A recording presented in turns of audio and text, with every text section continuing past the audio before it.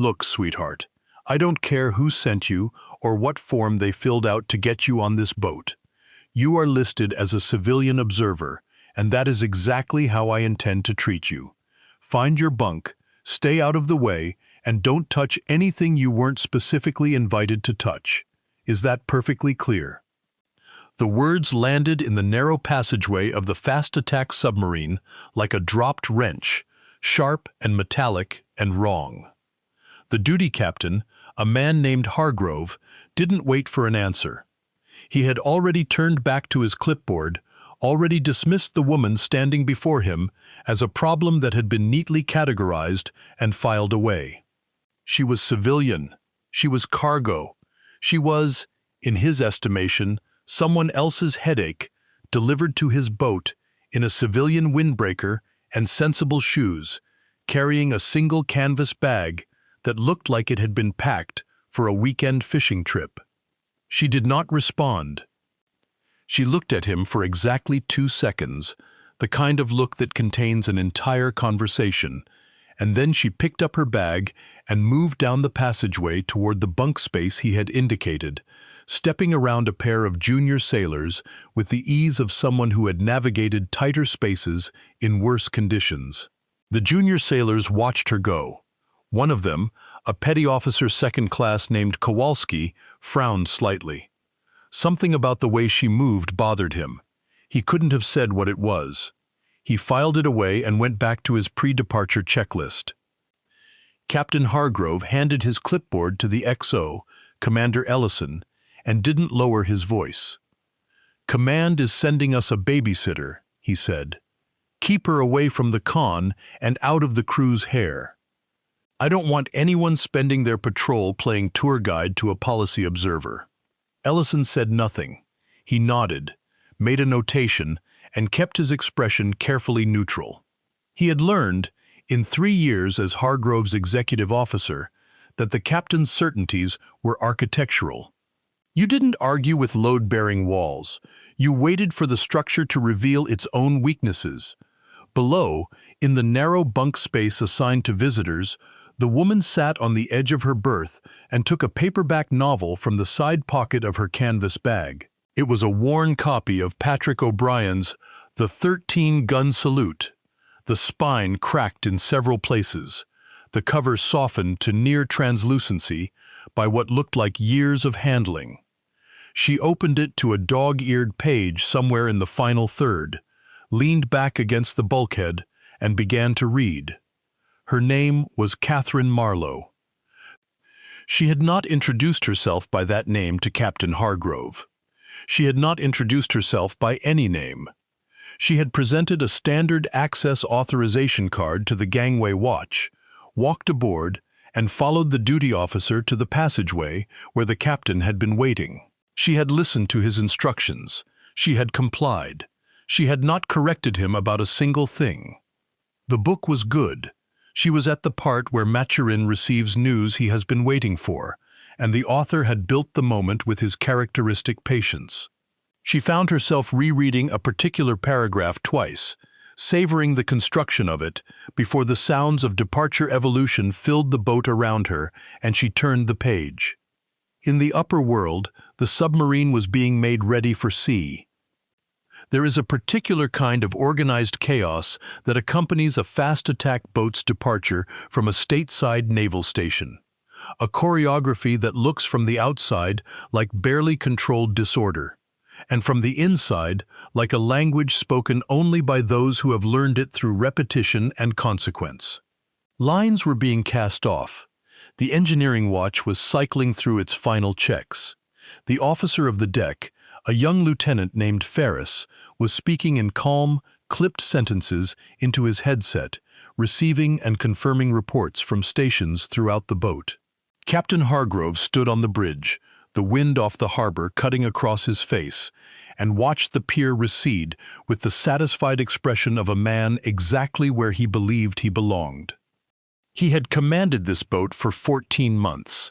He knew its sounds the way a surgeon knows a patient's heartbeat, the particular rhythm of its engines, the hiss and thump of its ballast systems, the way the hull spoke when it was under pressure.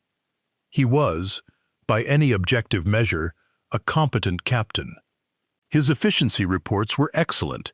His crew's qualification rates were among the highest in the squadron. He was, by the reckoning of his own superiors, a man on his way up. This certainty was, perhaps, his most defining characteristic. He was not the kind of man who wasted time doubting his assessments. When he looked at the woman who had boarded his boat that morning, he saw what his assumptions told him to see. Civilian clothes, no rank, no introduction, no deference to the departure schedule, a canvas bag and a novel. He had categorized her in approximately 4 seconds and moved on. It did not occur to him that the category might be wrong. It did not occur to him that a person could present exactly as she had presented and be something his categories did not contain.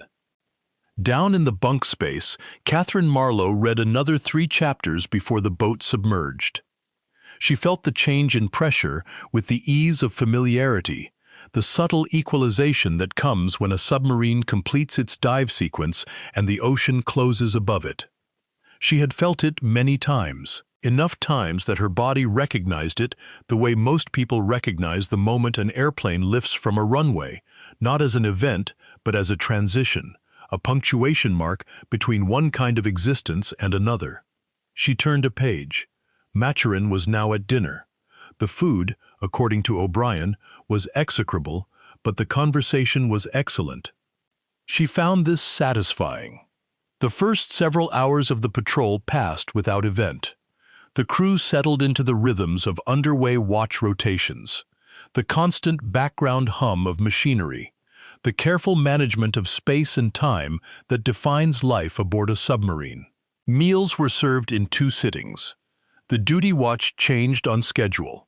The boat moved through the water at its assigned depth and speed, heading for a patrol area that the sealed orders, still in their coded transmission queue, would define more precisely when the time came.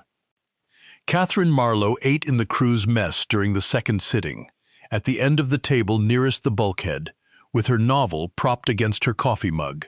She ate efficiently and without complaint, the standard fare of a submarine galley, which was actually quite good, though she did not comment on this.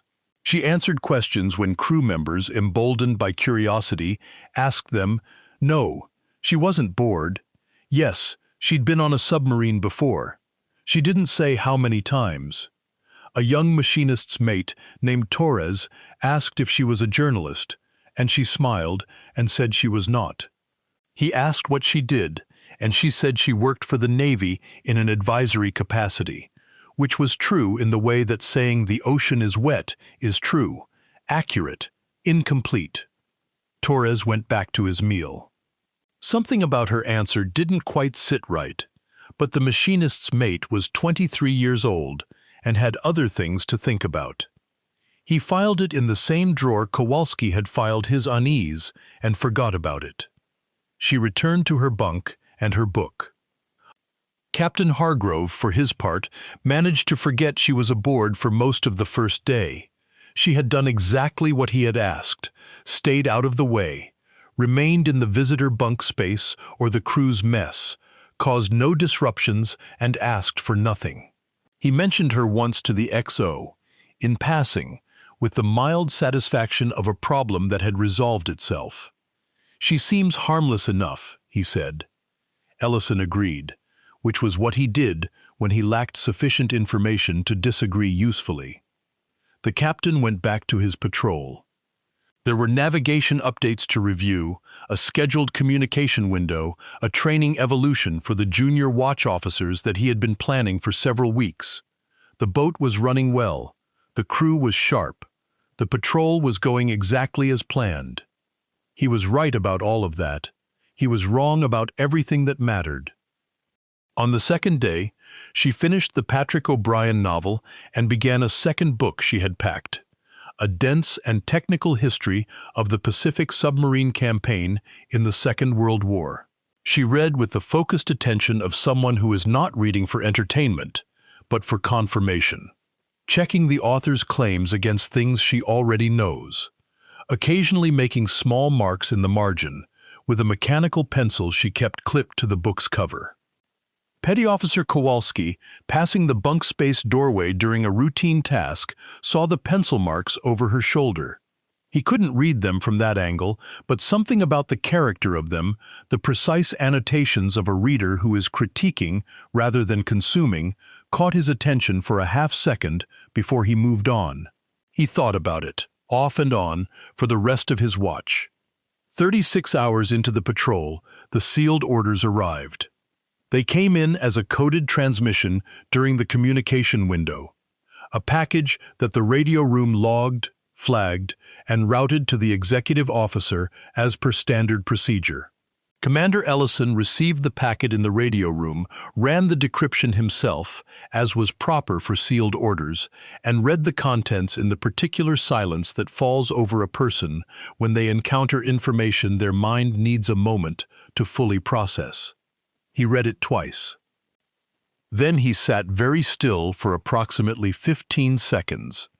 Then he folded the printout, put it in his inside breast pocket, and went to find the captain. He found Hargrove on the con, reviewing a navigation plot with the officer of the watch. He waited until there was a natural pause in the conversation. He said, "Captain, a word." Hargrove glanced at him, read something in his XO's expression that he could not immediately name, and excused himself from the navigation plot. Ellison handed him the folded printout without a word. Hargrove unfolded it and read, "There is a particular quality to a person's face in the moment they realize they have made a serious miscalculation. Not embarrassment exactly, though embarrassment is part of it. Not anger, though anger will come later. It is something more fundamental. It is the expression of a structural belief collapsing. The look of a man watching the load-bearing wall he was leaning against begin to crack." Hargrove's face passed through several expressions in quick succession, none of which he would have permitted in public under other circumstances. Then he went very still. He read the orders a second time. The orders were 2 pages long. They were endorsed at the top by a 4-star admiral, whose name Hargrove recognized immediately, a name that was not a casual signature, a name that meant the orders had passed through the highest levels of naval command before reaching this boat. The orders designated a specific individual as the operational commander of the current patrol, with full authority over mission execution, tactical decisions, and crew evaluation. The individual was to be considered the commanding officer for all purposes relating to the mission, with the boat's captain reporting to her in all matters pertaining to the patrol's objective. The individual's name was Catherine Marlowe. The orders went on to specify her current rank, which was a rank that Hargrove, in 14 months of command, had never seen walk through his boat's hatch without advance warning and considerable ceremony. They specified her previous commands, which numbered 4, not 2, though 2 were the ones directly relevant to this patrol class. They noted her qualification as a master-level submarine tactician and her role as the principal architect of the submarine interdiction doctrine currently used to train every fast-attack crew in the Pacific Fleet. They included, in a subordinate clause that Hargrove would find himself rereading several times in the hours and days to come, a citation for a dive profile she had executed 4 years earlier under operational conditions, a profile so extreme in its depth and duration that it remained, at the time of the order's composition, the deepest non-emergency dive on record for her class of vessel. He had logged her as cargo. He had told his XO, within her earshot, that command was sending him babysitters. He had told her to stay out of the way and not touch anything she wasn't specifically invited to touch. Ellison was watching him with the careful expression of a man who had already processed his own version of this moment and arrived at equanimity by a different route. Hargrove refolded the orders. He said, "Where is she?" Ellison said, "Bunk space, sir. She was reading when I last saw her." Hargrove said nothing for a moment. Then he said, in a tone that was doing significant work to stay level, "Has anyone else seen these?" Ellison considered the question. The radio room petty officer decoded the transmission header, he said, but not the content. The sealed orders protocol was followed correctly. I decoded the content personally. You are the second person to read it. So the crew doesn't know. Not from the orders, sir. Number. Hargrove nodded. He smoothed the front of his uniform.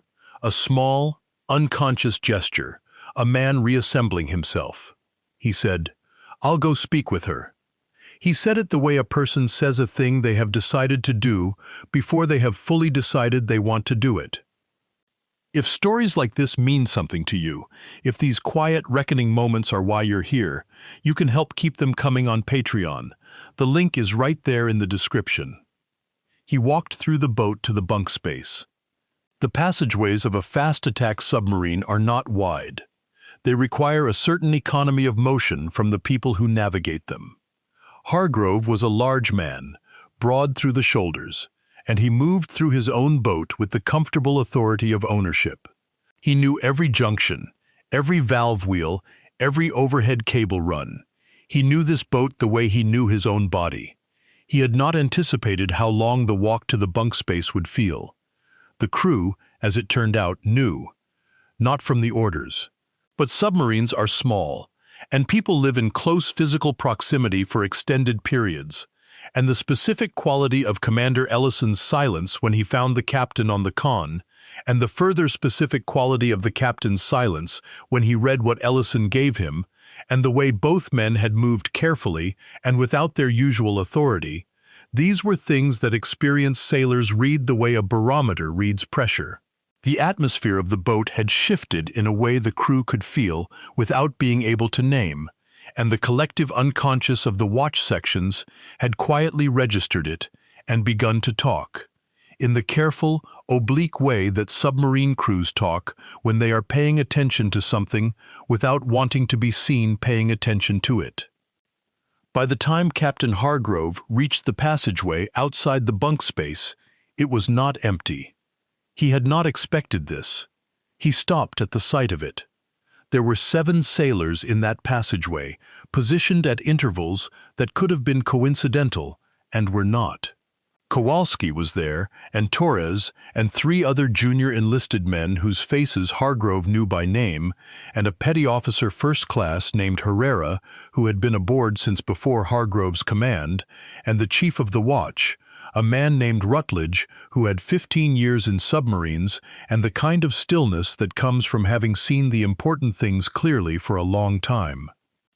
They were all standing, not at parade rest, not at attention, just standing, in the passageway, in the particular posture of people who are exactly where they intend to be. Hargrove looked at them. Rutledge met his eyes. There was no insubordination in it. There was no challenge. There was just the clear, level regard of a man who knows what the moment requires. Hargrove understood, with sudden and complete clarity, that the crew knew. Not the specifics of the orders, perhaps, but the shape of the thing, the woman with the worn book and the mechanical pencil who moved through the boat with the unconscious grace of someone who had done this before. The woman who had looked at each of them without needing anything from any of them. The woman who had eaten in the crew's mess without performing the role of guest. They had all filed something away, and now the filing cabinets had been quietly opened. He moved past them to the bunk space door. He knocked on the frame. She was reading. She looked up. The paperback was face down on the bunk beside her, pages splayed to preserve her place. The cover was face up, the Pacific Submarine Campaign. Her mechanical pencil was clipped to the cover. He had the printout in his hand. He had been rehearsing what to say since the con, and everything he had rehearsed dissolved on contact with the reality of her face, which was watching him with the same calm gray attention she had offered him at their first meeting. No triumph in it, no edge. No performance of patience rewarded. He brought his right hand to his forehead.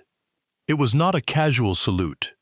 It was a formal rendering of honors, the full military salute of a naval officer to a superior, the hand crisp, the angle correct, the intention unmistakable.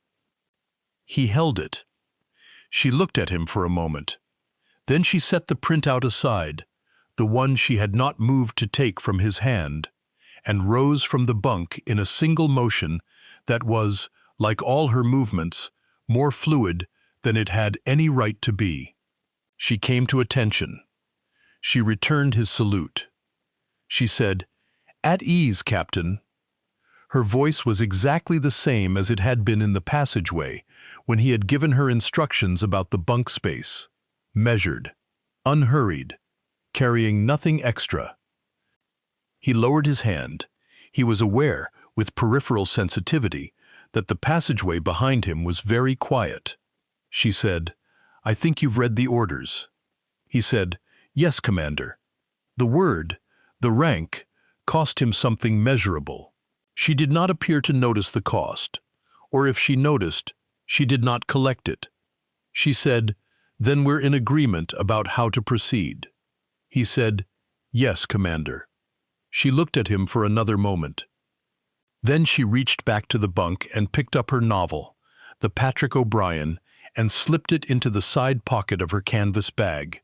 She picked up the bag and turned back to him. She said, "I'd like to see the con." He stepped aside to let her through. In the passageway, the sailors who had assembled there, by coincidence, by instinct, by whatever it was that moved them, had straightened, not formally, not as if ordered, as if they had arrived at a particular posture naturally, the way water arrives at level. Kowalski was at attention. Torres was at attention. Herrera was at attention. Rutledge, at the far end of the passageway, caught her eyes as she came through the bunk space door, and his were the eyes of a man who had suspected and been confirmed. He came to attention. She walked through them. She did not say anything. She did not need to. The passage was the thing itself.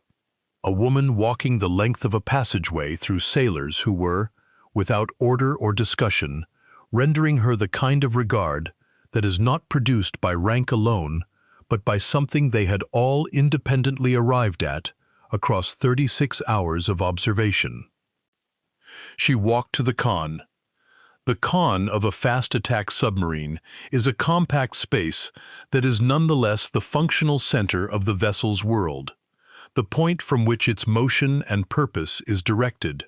It is a space designed for efficiency, every surface occupied, every display meaningful, every station attended by someone whose specific job is to know exactly what their instruments are telling them, and to translate that knowledge upward through a clear chain of command to the person standing at the center of it all. When Catherine Marlowe stepped onto the con, the watch section looked up. She stood in the center of the space and looked at the displays. She did this for approximately 15 seconds.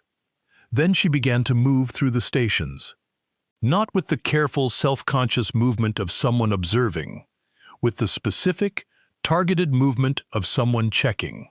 She stopped at the navigation plot and looked at it for a moment, asked the navigator a question in a low voice about their current routing, and received an answer and nodded. She looked at the sonar display. She exchanged 4 words with the officer of the watch. She looked at the dive board. She said, in a voice pitched to the watch section, "I've read the orders. I expect you have a sense of them as well. The purpose of this patrol is evaluation and certification. Captain Hargrove will continue to manage the boat's daily operations. I will be present during key evolutions and will have questions. Answer them directly and accurately. That's all." She did not raise her voice. She did not perform authority. She simply stated the terms of the arrangement with the matter-of-fact brevity of someone describing weather. The watch section acknowledged. She looked at the con for another moment. Then she went back to the bunk space, retrieved the Pacific submarine history from her bag, and returned to her reading. She was, by any measure, already working. What none of the crew had fully assembled yet, though the pieces were all present in their individual observations, was the complete record that the sealed orders represented. It would take Ellison, in the hours that followed, to put the picture into words that the crew could hold on to, not as gossip, not as scuttlebutt, but as the plain statement of fact that the woman with the worn paperbacks represented. He did not broadcast it. He did not make an announcement. He told Rutledge, the chief of the watch, because chiefs are the mechanism by which truth moves through a submarine crew without requiring the captain to be the vehicle of every piece of information. He told him in the chief's mess, quietly, and Rutledge listened with the stillness of a man confirming what he had suspected. Commander Catherine Marlowe had entered the Navy 27 years earlier. She had completed submarine school in the top 3% of her class, in a year when women in submarine service were still a relatively recent development, and the fact of her presence was considered, by some, a variable that required monitoring. She had been monitored. She had been found to require no remedial anything. She had been found to be, in the assessment of her training officers, among the more naturally gifted boat handlers they had instructed. She had deployed on fast-attack submarines for the first decade of her career and accumulated a record that, when Rutledge heard it stated plainly, caused him to sit back in his chair and look at the overhead for a moment before returning his eyes to the XO's face. 7 deployments, 3 of them to areas and under conditions that were not fully describable in an unclassified setting, which was the Navy's way of saying the work had been serious and the details were not available for general consumption. A qualification as a senior submariner that she had earned at an age when most officers of her rank were still working toward their basic dolphin pins. She had commanded 2 fast-attack submarines before her current role, both of which had posted evaluation scores in the highest tier of their respective readiness assessments during her tenure. She had, in her second command, executed a dive profile under operational conditions that the Navy's own safety envelope technically discouraged, a profile that was later reviewed by a board of inquiry not for the purpose of discipline, but for the purpose of understanding how it had been done without incident, given the depth and duration involved. The board had concluded that the execution reflected, and this was their word, a preternatural understanding of the vessel's actual limits as opposed to its rated limits. The dive profile remained the record for the class. After her second command, she had been pulled from the operational track for a period that the Navy classified under a general heading that covered significant institutional contributions. During that period, she had written the submarine interdiction doctrine that every fast-attack crew in the Pacific Fleet now trained against. Hargrove's crew had trained against it. They had studied it in their pre-deployment workup. They had run exercises against it in the simulators at Bangor. Several of them had, at various points in their careers, cited specific passages of the doctrine in written qualification exams. She had written it. She had written it the way a person writes something that comes from deep internal familiarity rather than research, because the internal familiarity was accurate. She knew how fast-attack submarines were used in interdiction, because she had used them that way, and she knew how they failed because she had seen them fail, and she had taken all of that knowledge and organized it into a framework that was now foundational. Rutledge received all of this information in the chief's mess without comment until Ellison finished. Then he said, "She didn't tell him." Ellison said, "No." Rutledge said, "He logged her as cargo and she didn't tell him." Ellison said, "She did not." Rutledge thought about this for a moment. Then he said, "And she read her book." It was not a question. It was a man arriving at an understanding and stating it simply. Ellison said, "She read her book." Rutledge nodded slowly.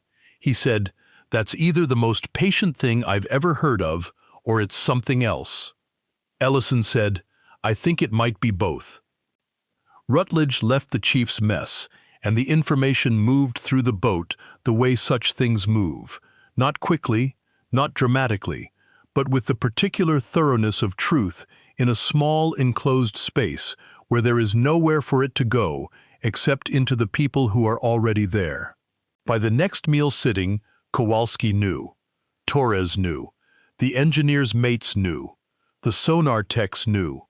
The junior officers, slightly later, knew. Each of them, in their own way and in their own time, arrived at the same place Rutledge had arrived at, the same quiet, recalibrating recognition. The woman with the novel. The woman who had moved through the departure evolution without a single misplaced step, who had eaten in the crew's mess without performing anything, who had answered Torres's question about journalism with a smile that was, in retrospect, the smile of someone who found the question gently amusing. They had all seen her. They had all filed something away. Now the filing cabinets were open and the contents were making sense. Hargrove, for his part, was doing the harder version of the same recalibration. He sat in his cabin that evening, after the watch had changed and the boat was settled into its underway routines, and he reviewed the day with the honesty that private moments sometimes require. He was not, at his core, a dishonest man. He was a man who had grown confident in his pattern recognition in an environment where pattern recognition was valuable, and he had applied a pattern that was wrong, and the wrongness of it was now fully visible to him in a way that did not admit of softening. He had looked at her and seen what his assumptions told him to see. She had looked at him and seen, accurately and immediately, exactly what was in front of her. She had known what the orders said. She had boarded the boat knowing what she was there to do, knowing the authority that would eventually be transmitted, knowing that whatever reception she received at the hatch would be part of the evaluation, whether deliberately or not. She had said nothing because she had not needed to say anything. She had done her job, which in the first 36 hours consisted of being exactly what she appeared to be, an observer, while noting everything she needed to note. He had told his XO she seemed harmless enough. He had the peculiar experience of being grateful that she had not overheard that particular remark, combined with the simultaneous and more deflating recognition that it probably wouldn't have changed anything if she had. She had not been collecting insults for the purpose of responding to them. She had been collecting information for the purpose of doing her job. The captain's log that evening, in the space designated for the commanding officer's remarks, contained one line. Commander assumed, proceeding as ordered.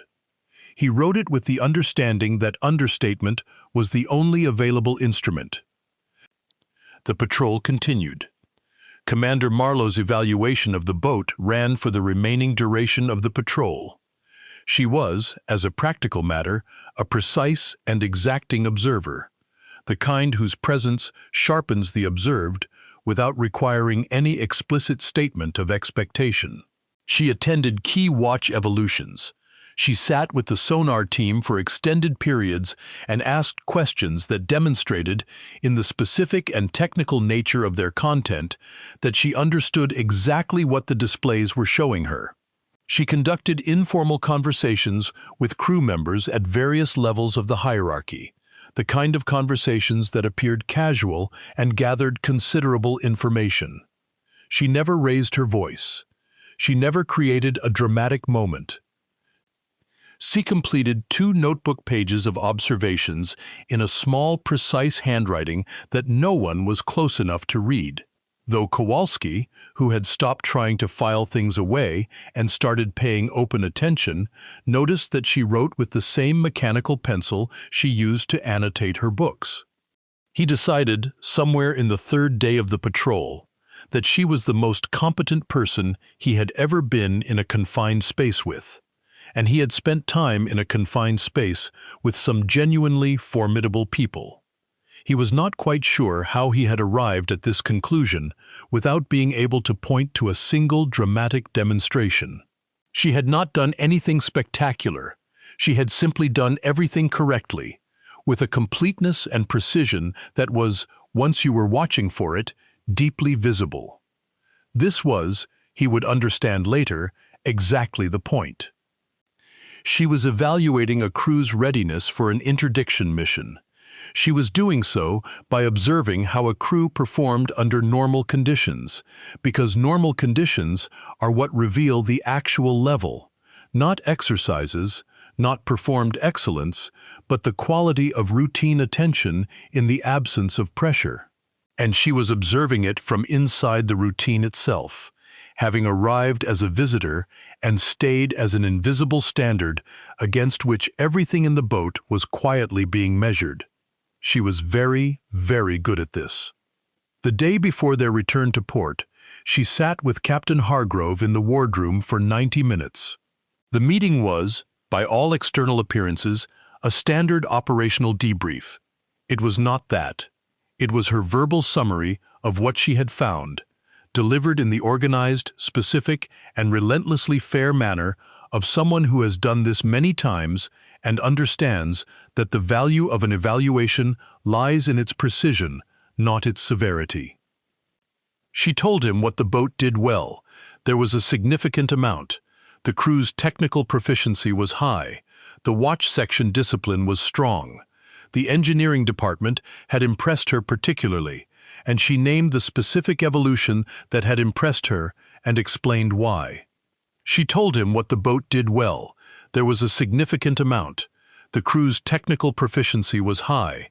The watch section discipline was strong.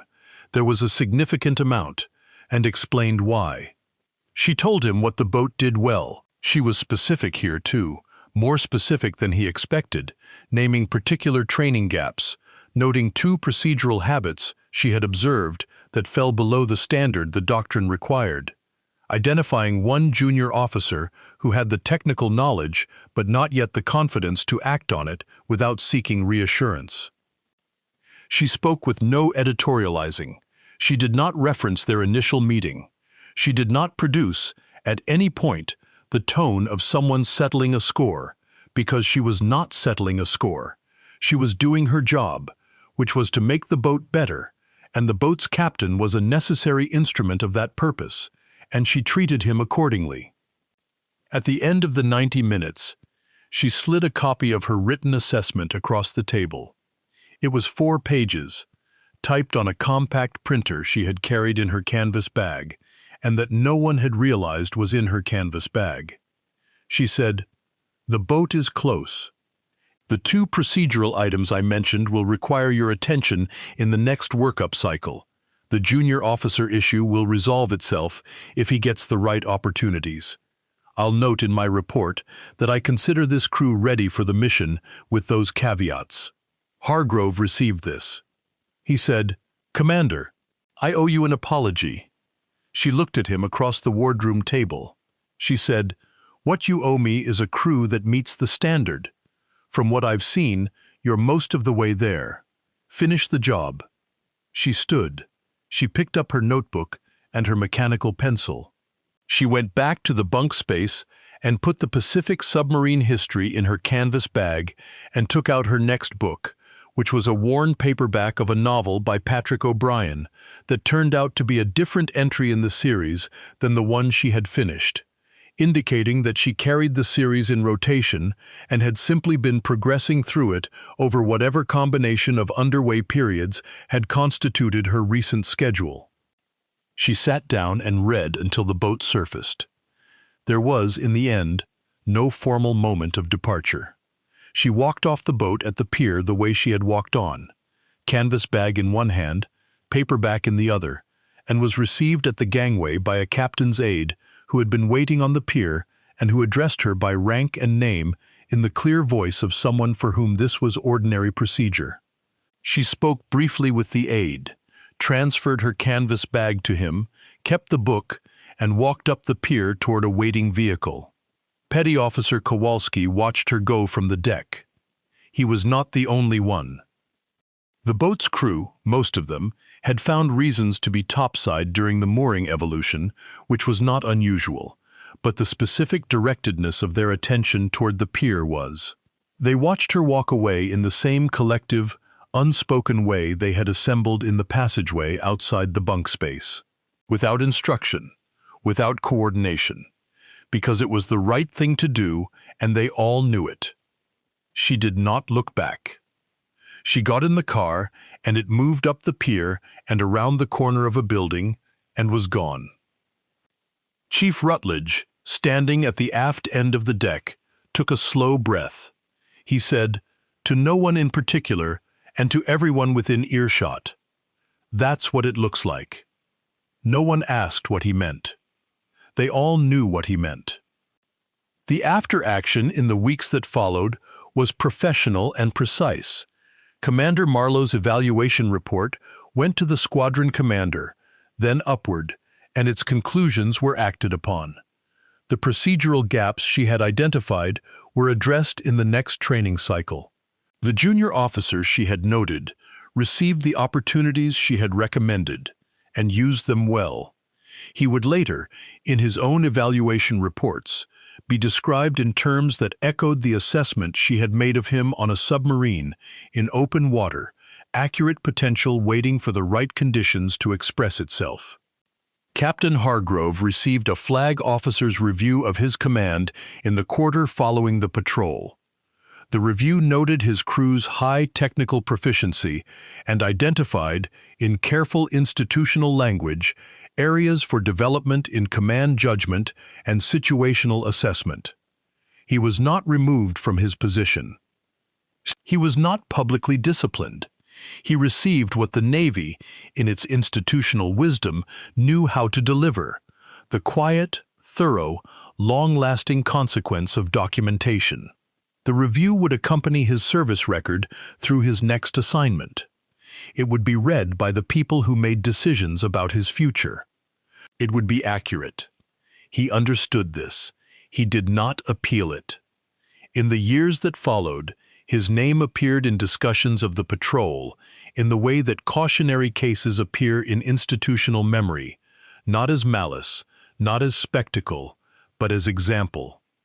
What Hargrove had done and what it had cost him was more useful to the Navy as a teaching story than as a formal action, because a teaching story travels further and stays longer.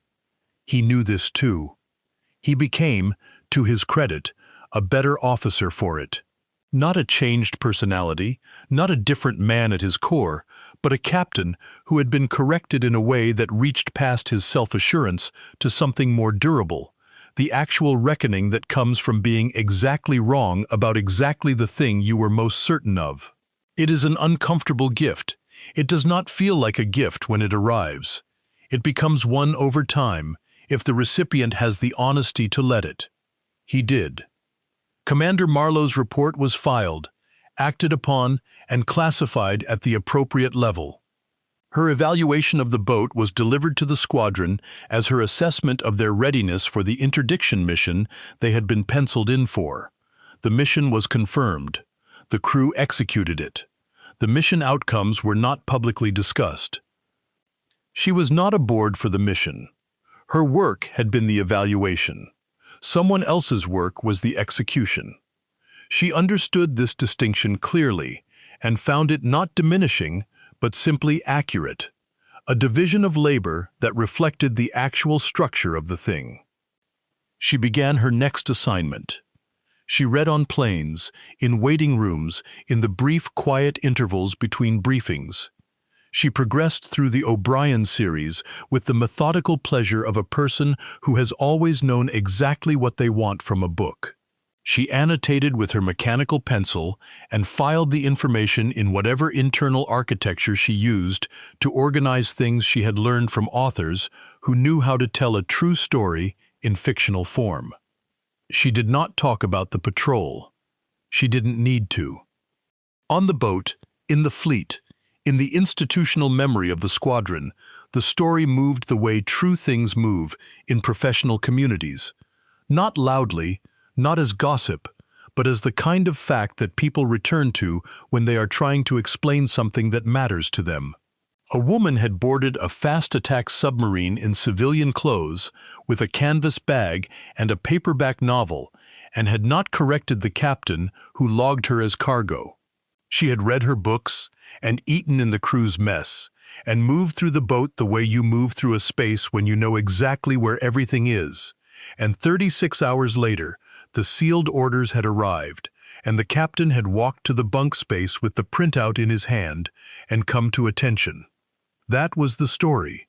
In its broad shape, the story was accurate.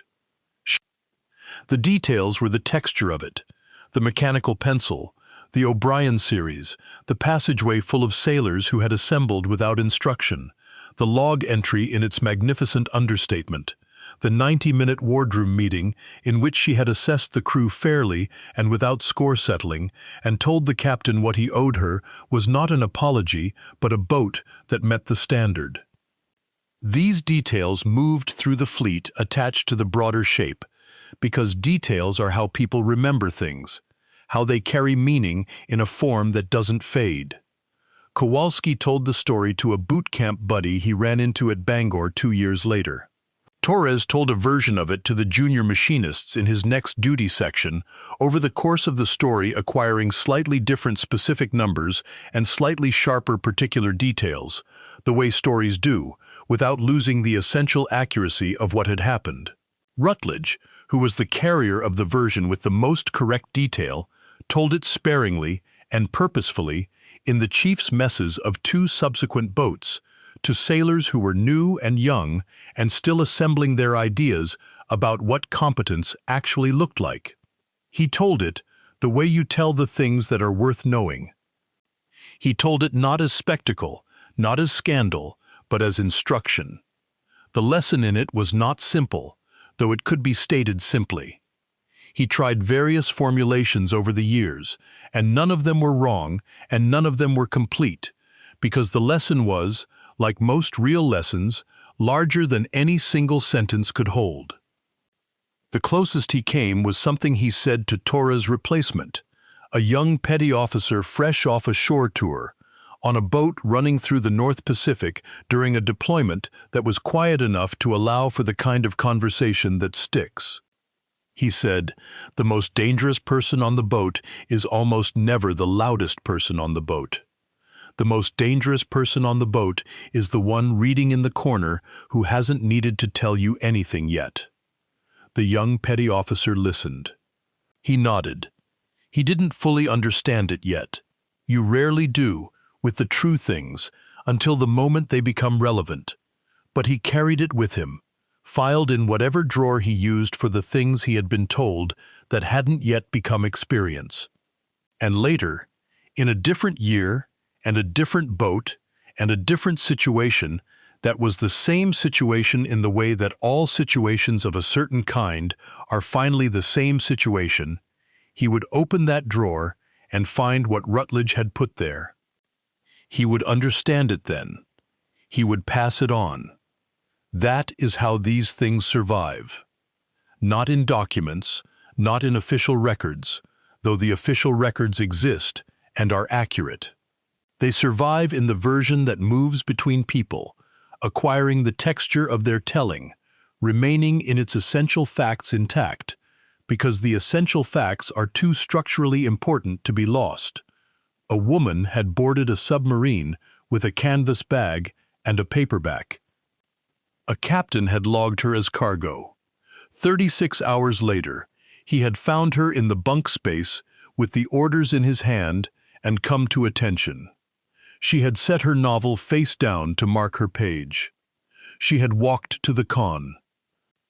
He had been a better captain afterward, and the crew had been better sailors, not because she had shamed anyone, not because she had needed to assert herself or perform her authority or settle what had been done to her, but because she had done her job with the complete, quiet, devastating competence of someone who had never required anyone else's recognition to know exactly what she was. That was the whole of it. That was the part that mattered. The most dangerous thing in the room is rarely announcing itself. The person who needs to tell you what they are capable of usually isn't. The person who already knows exactly what they are capable of and has known it for so long that it has stopped being interesting to them, that person sits quietly in the corner with a paperback and waits for the moment when doing their job becomes possible. And then they do their job. And the room never quite looks the same afterward. To every sailor and veteran who has served in silence, who has carried competence without claiming it, who has let the work speak while others held the floor, this story is for you. You already know your worth. You've never needed anyone else to confirm it. That is, perhaps, the whole lesson, delivered across every boat and base and operational theater where the quiet professional has done the essential work while the loud ones provided the noise. Type competence in the comments if that's the person you respect. Type competence if you know someone who has walked through the passageway and let the work do the talking. This channel was built for those stories. This channel was built for you. For more stories where quiet competence humbles loud arrogance, subscribe to Old Bill's Tales. And if you'd like to help me keep telling them, you'll find my Patreon linked in the description below. Thank you for standing with me.